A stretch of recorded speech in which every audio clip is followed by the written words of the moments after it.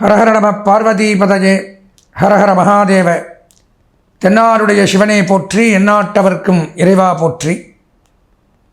அரவெனும் ராகு ஐயனை போற்றி, கரவாது அருள்வாய் கஷ்டங்கள் நீக்கி, ஆக அருள்புரி அனைத்திலும் வெற்றி. ராகுக்கணியே ரம்மியா போற்றி, கேதுத்தேவே கீர்த்தி திருவே, பாதம் போற்றி பாபம் தீர்ப்பாய், வாதம் வம்பு வழக்குகளின்றி கேதுத்தேவே கேண்மையாய் ரட்சி.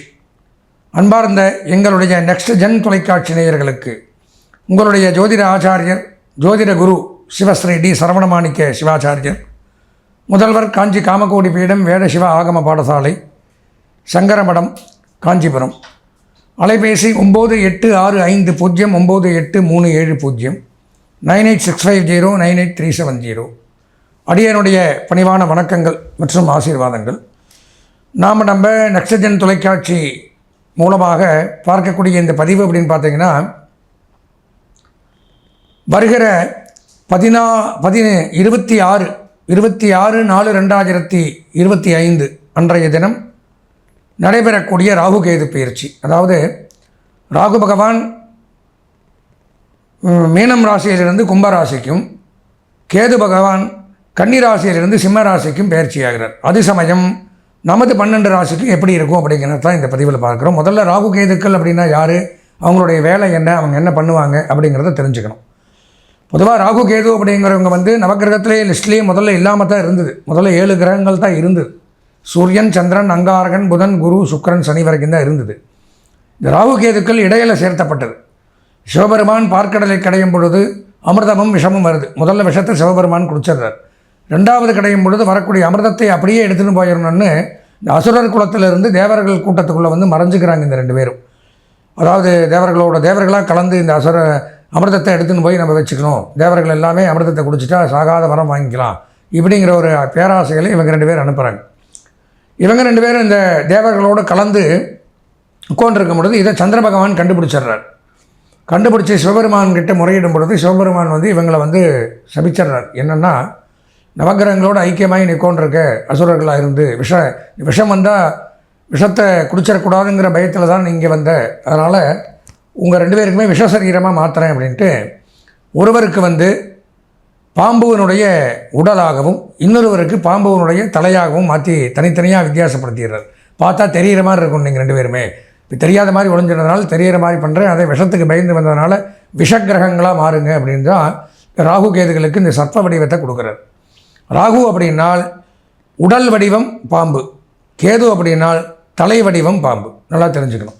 இப்படி வரத்தை வாங்கின்னு அவங்க சரி வந்துட்டீங்க, இங்கே இந்த கிரகங்களோட கிரகங்களா 8வது கிரகம் 9வது கிரகமாக இருங்க, உங்களுக்கு சொந்த வீடுங்கிறது கிடையாது. இந்த ராசிகளில் 12 ராசிகளுக்கு உங்களுக்கு வீடு கிடையாது, ஆட்சியெல்லாம் கிடையாது, உங்களுக்கு உச்சம் கிடையாது. நீங்கள் இருக்கலாம், ஆனால் சாயா கிரகம், நிழல் கிரகம். சாயானா நிழல். சமஸ்கிருதத்தில் ஒரு பேருக்கு நிறைய அர்த்தங்கள் உண்டு. சாயா அப்படின்னா நிழல்னு அர்த்தம், சாயான்னா கிளை, பிரான்ச் அப்படிங்கிறது அர்த்தம். நிறைய அர்த்தங்கள் வரும். சூரியனுடைய மனைவி பேர் சாயா தேவி, அது ஒரு பேர். சனீஸ்வரனுடைய அம்மா, சூரியனுடைய புத்திரன் தான் சனி பகவான். இப்போ இந்த சாயா அப்படின்னு அழுத்தி சொல்லணும், CHHAYA, அப்போது நிழல் அப்படின்னு குறிக்கும்.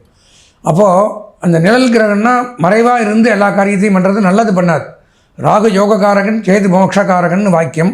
அப்படி இருந்தாலும் அவங்கவங்க சொந்த ஜாதகத்தில் அவங்கவுங்க எங்கே இருக்காங்களோ அப்போ அதை வச்சு தான் அவங்களுக்கு பலன் சொல்ல முடியும். இந்த கோச்சார ரீதியில் நான் சொன்னாலுமே இந்த கோச்சார ரீதி தான் இப்போ பார்க்குறோம். கோ அப்படின்னா கிரகங்கள், சாரம் அப்படின்னா பயிற்சி ஆகுதல், நகருதல், மூவாகிறது. அப்போ இந்த 9 கிரகங்களும் எங்கெங்கே நகருது அப்படிங்கிறது தான் பார்க்குறோம். அதில் சூரியன் 1 மாத காலம் ஒரு ராசியிலும், சந்திரன் 2.5 நாள் ஒரு ராசியிலும், செவ்வாய், புதன், சுக்கிரன் 1.5 மாதம் ஒரு ராசியில் சஞ்சரிக்கிறாங்க. அப்புறம் அடுத்த ராசிக்கு பயிற்சி ஆகிறாங்க. அதிகப்படியாக சனி பகவான் 2.5 ஆண்டுகள் ஒரு ராசியில் தங்குறார், அப்புறம் அடுத்த ராசிக்கு போகிறார். அதுக்கப்புறம் அதிகமானதுன்னு பார்த்தா இந்த ராகு கேது தான் 1.5 வருஷம். எதற்காக சொல்கிறேன்னா, இந்த 1.5 வருஷம் இந்த ராகுவும் கேதுவும் எந்த ராசிக்குள்ளே உட்காந்துருக்காங்களோ அது அவங்களுக்கு சொந்த வீடு. அவங்க எப்போ அந்த கோச்சார ரீதியை எந்த இடத்துல இருக்காங்களோ அது அவங்களுக்கு சொந்த வீடாக அமையுது. அப்படி பார்க்கும் பொழுது ராகு பகவான் இப்போது இன்னும் 1.5 வருஷத்துக்கு கும்ப ராசி சொந்த வீடு, கேது பகவானுக்கு இன்னும் 1.5 வருஷம் சிம்ம ராசி சொந்த வீடு. இதுதான் அவங்களுக்கு ஓன் ஹவுஸ். அப்படி இருக்கும் பொழுது இவங்க 2 பேரும் ஆன்டி கிளாக் வைஸ், மற்ற கிரகங்கள்லாம் வரிசையாக வரும். 1 2 3 4ன்னு நம்ம வரிசையாக வர்ற மாதிரி மற்ற கிரகங்கள் வரும். இந்த ராகுவும் கேதுவும் என்ன வரும், ரிவேர்ஸில் போகும். 10 9 8 7 6 அப்படி போகும். அதனால் இப்போ மீனத்திலேருந்து மேஷத்துக்கு போகாமல் மீனத்திலேருந்து கும்பத்துக்கு வர்றார். கன்னியிலிருந்து துலாத்துக்கு வராமல் கன்னியிலிருந்து சிம்மத்துக்கு அப்படி பேக். அதனால தான் நவகிரகத்தை நம்ம சுற்றி கும்பிடும் போதும், அதாவது 9 ரவுண்டில் 7 ரவுண்டு கிளாக் வைஸாக பிரதட்சணமாகவும் அடுத்த 2 ரவுண்டு அப்பிரதட்சணமாகவும் சுற்றுவோம். அதுதான் சாஸ்திரம். என்ன இப்படி சுற்றுறீங்கன்னு கேட்பாங்க சில பேர். ராகு கேதுக்களுக்கு போய் சேரணும்னா அது அப்படி தான் சுற்றணும். அப்பேற்பட்ட இந்த ராகு கேதுக்கள் நன்மையை தரும்னு எதிர்பார்க்க முடியாது. பொதுவாகவே சொல்கிறேன். பார்த்தீங்கன்னா ஒரு கிரகத்துக்கு ராகு நன்மையை செய்தால் ஒரு ராசிக்கு கேது கெடுதலை செய்வார். கேது நன்மையை செய்தால் ராகு நல்லது பண்ணுவார். ஏன்னா சமசப்தம் 2 பேர் ஆப்போசிட், பார்த்துக்க மாட்டாங்க. இவர் ஒரு 1ஆம் இடத்துலேருந்து அவர் 7ஆம் இடத்துல இருப்பார். இவன் கெட்டது பண்ணால் அவன் நல்லது பண்ணுவான். அந்த மாதிரி ஒரு கெடுதலை செய்யக்கூடியது. அப்படி இந்த ராகுகேது பயிற்சி அப்படிங்கிறது இதில் என்ன நன்மை தீமைகளை செய்ய போகுது அப்படிங்கிறத இந்த புலிப்பாணி சித்தர் 18 சித்தர்களில் ஒருவரான புலிப்பாணி சித்தர் அப்படிங்கிறவர் என்ன சொல்லியிருக்கார் அப்படிங்கிறது தான் இந்த பதிவில் பார்க்குறது. இதில் நன்மையும் வரலாம், தீமையும் வரலாம். நான் சொல்லலாம், என்னுடைய சொந்த கருத்து அப்படிங்கிறது கிடையாது. ஜோதிட அரிச்சுவடி, ஜோதிட நூல்கள், ஜோதிட களஞ்சியம், இந்த மாதிரி பலவிதமான நூல்கள்லேருந்து எடுத்து தான் இந்த பலன்களை நான் உங்களுக்கு சொல்கிறேன். ஆனால் நீங்கள் தப்பாக கமெண்ட் போட்டாலும் உங்களுக்கு எனக்கு பிரச்சனை இல்லை. ஏன்னா இருக்கிறது தான் சொல்ல முடியும். உங்களை சந்தோஷப்படுத்தணும் அப்படிங்கிறதுக்காக கெட்டதாக இருக்கிறத நல்லதாக மாற்றி நிறையா சேனல் அப்படிலாம் சொல்லுவாங்க. கமெண்ட் நல்லா வரணுங்கிறக்க எனக்கு தேவையில்லை. என்ன இருக்கோ அதை அப்படி சொல்லணும். அப்போ தான் நீங்கள் உங்களை பாதுகாத்துக்க முடியும். இந்த மாதிரி பிரச்சனை நமக்கு வரப்போகுது, நம்ம இதில் எச்சரிக்கையாக இருக்கணும். அதுக்கு தானே இந்த பதிவே போடுறது. ஆஹா ஓஹோன்னு சில பேர் மேஷராசி எடுத்துட்டிங்கன்னா இப்போ பார்த்தீங்கன்னா சனி 11ஆம் இடத்துல இவெல்லாம் நல்லா இருந்தார். இப்போ 12க்கு விரயத்துக்கு போயிட்டார். குரு 3க்கு போயிட்டார். ராகு மட்டும்தான் 11 நல்லா இருக்கார். கேதுவும் சரியில்லை. சூப்பராக இருக்குது, ஓஹோன்னு இருக்க போகிறீங்க, அட்டகாசமாக இருக்க போகிறீங்க ஒருத்தர் போட்டிருக்காங்க. எப்படி அது நல்லா இருக்குன்னு தெரியல. அந்த மாதிரி வீண் புகழ்ச்சிக்காகவும் உங்களை பெருமைப்படுத்துறதுக்காகவும் ஒரு பதிவை போடுறதுங்கிறது இந்த எங்கள் சேனலில் பண்ண மாட்டோம்.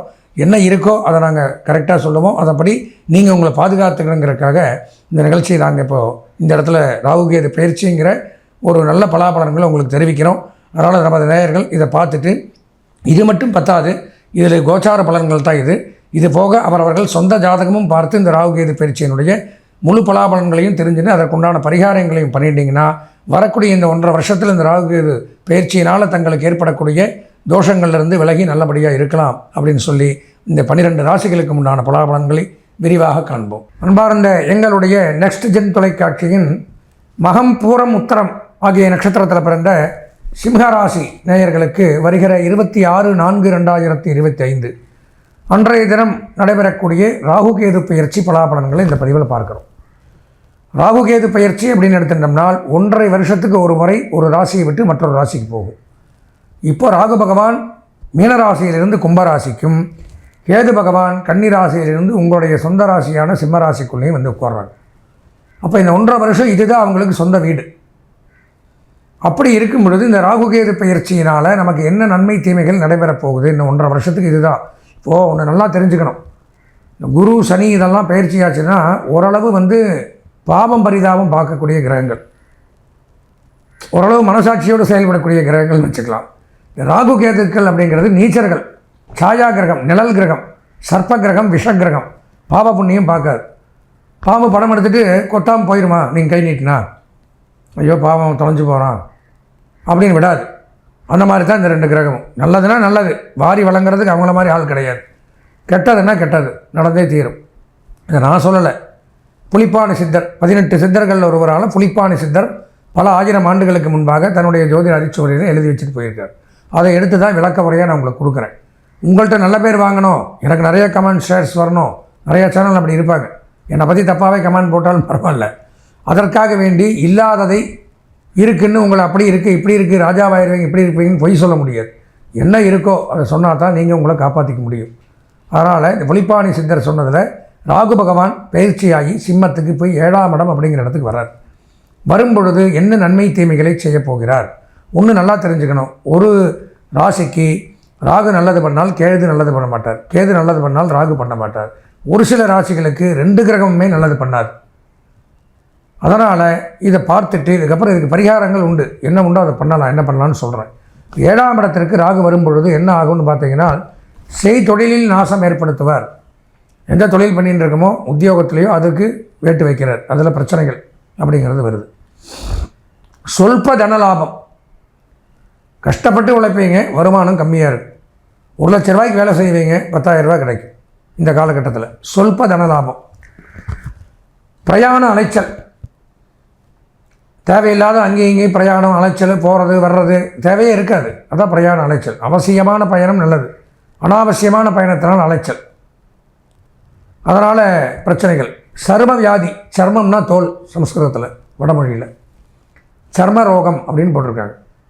அப்போ உடல் நலத்தில் சொறி சரங்கு, கட்டி, தோல் ஏதாவது பிரச்சனைகள் அந்த மாதிரிலாம் வரக்கூடிய வாய்ப்புகள் ஏற்படுது. தன இழப்பு, அதிக பயம் இந்த காலகட்டத்தில். இது இப்படி ஆயிருமோ, அது அப்படி ஆயிருமோ, ஐயோ என்ன ஆயிருமோ, இப்படிலாம் ஒரு இனம் புரியாத ஒரு பயம் இருந்துகிட்டே இருக்கும்.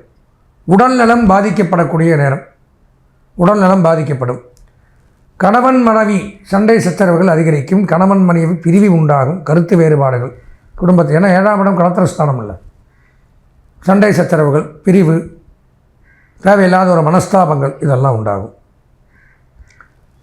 பெண்களாக இருந்தால் வயிறு சம்பந்தமான பிரச்சனைகள் அவசியம் வரும்.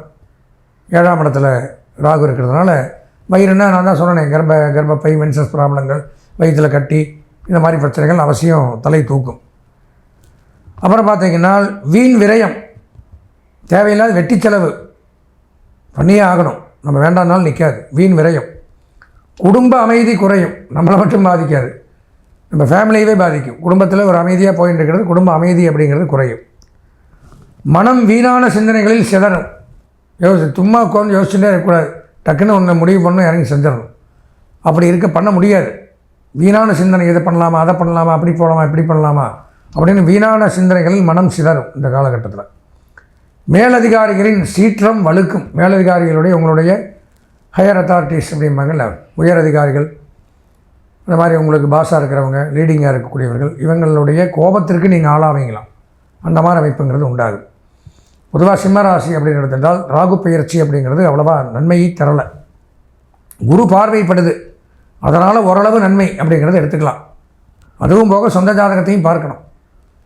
குரு பார்க்கறதுனால ஓரளவு இதில் சீற்றம் குறையும். சரி, கேது என்ன பண்ணுறாருன்னு பார்ப்போம். கேது பகவான் தான் உங்கள் ராசிக்குள்ளே வரார், ஜென்மத்துக்கே வரார். ஜென்ம கேது 1.5 வருஷத்துக்கு உங்கள் ராசியில் கொண்டு தான் இருக்க போகிறாரு. ஆரம்பத்தில் வறுமை, கேது ஜென்மத்துக்கு வந்தோடனே அந்த ஆரம்பிக்கிற காலம் 26/4/2025 முதல் கொண்டு ஒரு 6 மாதம் 7 மாதம் ஆரம்ப காலத்தில் வறுமையை கொடுக்குறார், துன்பத்தை கொடுக்குறார், குடும்பத்தில் கவலையை கொடுக்குறார். குடும்பத்தில் யாரோ ஒருவருக்கு நோய் அப்படிங்கிறது ஏற்படும், யாரோ ஒருவருக்கு விபத்து அப்படிங்கிறது ஏற்படும். உயிர் அபாயம் அப்படிங்க கூட வர்றதுக்கு வாய்ப்புகள் உண்டு. ஜாக்கிரதையாக இருந்துக்கணும். வாகனத்திலலாம் போகும்போது கவனமாக இருக்கணும், எல்லாருமே எச்சரிக்கையாக இருக்கணும். தொழிலில் பின்தங்கிய நிலை உருவாகும். என்ன தொழில் பண்ணாலும் அதில் முன்னேற முடியாமல் பின்னாடி போகக்கூடிய அமைப்பு அப்படிங்கிறத ஏற்படுத்துகிறார். உறவினர்கள் ஆதரவு கிடைக்காது. உறவினர்கள்லாம் அவங்க யாரும் கை தூக்கி விட மாட்டாங்க, கை விட்டு போயிடுவாங்க, கடை கட்டு போகட்டும் அப்படிங்கிற மாதிரி ஒரு சூழ்நிலை தான் நம்ம இருப்போம். அதுக்கப்புறம் பார்த்திங்கன்னா கணவன் மனைவி சண்டை, தினமும் டெய்லி கணவன் மனைவிக்குள்ளே பிரச்சனைகள், சண்டை சச்சரவு, வீண் விவாதங்கள், வருத்தப்படுதல் இதெல்லாம் நடக்கும். ஸ்லேஷ்ம வியாதி அப்படின்னு பேர், அதாவது வாதம், பித்தம், ஸ்லேஷ்மம் அப்படின்னு சொல்லுவாங்க. அந்த 3 நரம்புகள், இந்த 3 நரம்பில் தான் உடம்புல நமக்கு மெயினான நரம்பு. இந்த இடத்துல பிடிச்சி பார்ப்போம், அந்த 3 இந்த இடத்துல தான் சேரும். வாதம், பித்தம், ஸ்லேஷ்மம்னு பேர் அதுக்கு. இடா நாடி, பிங்களா நாடி, சுஷும்னா நாடின்னு சொல்லுவாங்க. இந்த யோகங்கள்லாம் படித்தவங்களுக்கு தெரியும். அதில் ஒரு நாடியின் மூலமாக, ஸ்லேஷ்ம நாடியின் மூலமாக பிரச்சனைகள் வரும், வியாதிகள் வரும். அது எங்கே வேணாலும் கை வைக்கும். உடல் நலத்தில் ஜாக்கிரதையாக இருக்கணும். எல்லாமே மந்தமான போக்கில் தான் போகும் அப்படின்னு தான். அப்போது சிம்மராசி அப்படின்னு எடுத்துட்டோம்னால் ராகுக்கு பயிற்சியும் சரியில்லை, கேது பயிற்சியும் சரியில்லை. ராகுவை குரு பார்க்குறதுனால ஓரளவு இந்த 1.5 வருஷத்தில் ஏதோ ஒரு சில காலகட்டத்தில் ஒரு நல்லது நடக்கலாம். அதுவும் நம்ம சொந்த ஜாதகத்தில் இந்த ராகு கேதுவும் எங்கே இருக்குங்கிறத பார்க்கணும். அதில் நல்ல இடத்துல இருந்தால் ஓரளவு நன்மையை அனுபவிக்கலாம். அதுலேயும் கெடுதலான இடத்துல இருந்தால் இந்த 1.5 வருஷத்துக்கு சிரமங்கள் தான் படணும், நான் சொன்ன மாதிரி. அப்போ என்ன பண்ணணும்னா, உடனடியாகவே நீங்களாம் அந்த சிம்மராசிக்காரர்களாம் இந்த பதிவை பார்த்தோன்னே சொந்த ஜாதகத்தை உடனடியாக பார்த்துருங்க. அதில் ராகு கேது எங்கே இருக்குது, என்ன தசாபுத்தி நடக்குது. ஏன்னா சனி பயிற்சியும் அஷ்டமச்சனியில் வருது உங்களுக்கு. சனியும் சரியில்லை, ராகு கேதுவும் சரியில்லை. குரு ஒன்று தான் நல்லது பண்ண போகிறார். 3 சரியில்லை, 1 நல்லா இருந்து ஒரு பிரயோஜனம் இல்லை. இந்த 3மே வீரியமான கிரகம், போனால் போகட்டும்னு விடக்கூடிய கிரகம் இல்லை, சனி ராகு கேது. அதனால் சொந்த ஜாதகத்தை பார்த்தால் மட்டும்தான் இந்த பிரச்சனையிலிருந்து தப்பிக்க முடியும். சொந்த ஜாதகம் பார்க்குறதுக்கு என்ன வழின்னு பார்த்தீங்கன்னா, இந்த ஸ்க்ராலிங்கில் என்னுடைய அலைபேசி எண் வரும், 9865098370. இந்த எண்ணிற்கு தாராளமாக தொடர்பு கொண்டு உங்கள் சொந்த ஜாதகத்தை பார்த்து முழு விவரங்களையும் பலாபலன்களையும் தெரிந்து கொண்டு ராகு கேது பயிற்சி, சனி பயிற்சி இதனால் ஏற்படக்கூடிய தோஷங்கள் என்னென்னு தெரிஞ்சுட்டு அதற்கு என்ன பரிகாரமோ அதை முறையாக செய்துட்டிங்கன்னா வரக்கூடிய 2.5 வருஷம் சிம்ம ராசிக்கு எந்த பிரச்சனையும் இருக்காது, ஒரு பொன்னான பொற்காலம் என்று கூறி ஆசீர்வதித்து விடைபெறுகிறேன். நன்றி, வணக்கம்.